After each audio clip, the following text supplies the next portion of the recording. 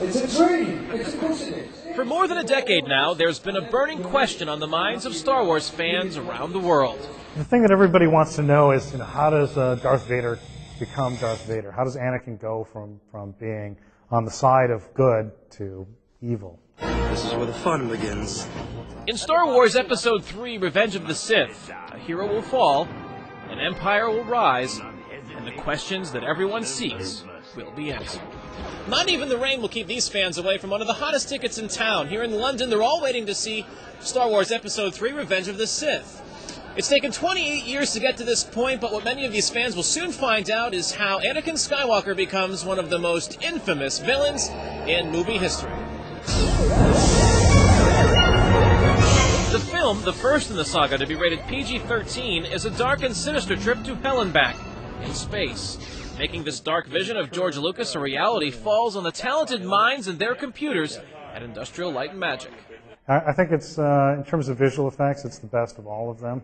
And the action and the fighting between Hayden and Ewan and the real on-screen chemistry that those two men have, it's turned out better than I could have hoped for. The man behind the mask of Darth Vader in Episode 3 is Hayden Christensen, a little-known Canadian actor who catapulted to stardom in 2002 with the release of Episode 2, Attack of the Clones.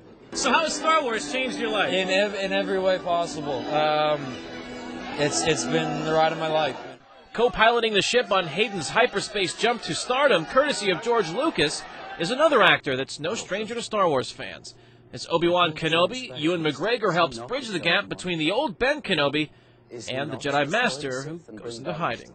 What I like very much about it is that it's the links between it and the first film they made in 1976 are really strong. It marries together beautifully.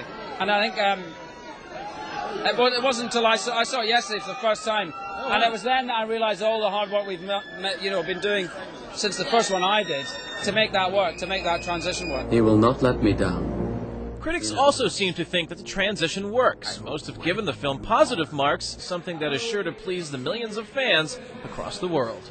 There's so much in this movie that there is something for everybody, just like in the whole saga. It's become this one enormous story, and you can take from it the thrill of the battle scenes, you can take from it the affection of the human characters for each other, the love indeed, which is the problem with this movie, where love leads Master Anakin. You were the chosen one! What do you want your legacy in Star Wars to be? I can't reduce it down to one thing. I just want them to like the movie. For the Jedi Master, who is both the inspiration and creator of the Star Wars saga, George Lucas hopes that people see the moral of the story in this intergalactic fable. If people take away one thing from seeing this film, what do you want them to take away from the whole saga? Well, ultimately, what it is that caused you to turn to the dark side and what the consequences are. Every single Jedi is now an enemy of the Republic. Even though Revenge of the Sith is the last installment of George Lucas's revolutionary film saga, fans can rest assured they haven't seen the last of Star Wars.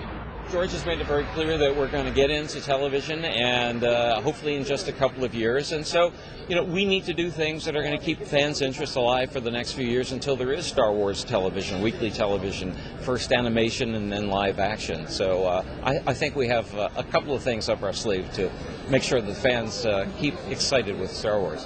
As fans wait for the Force to move from the big screen to the small, they can first line up to finally buy all 6 films on home video sometime later this year. On the red carpet in London, England, Kane Fairbaugh, AFN News.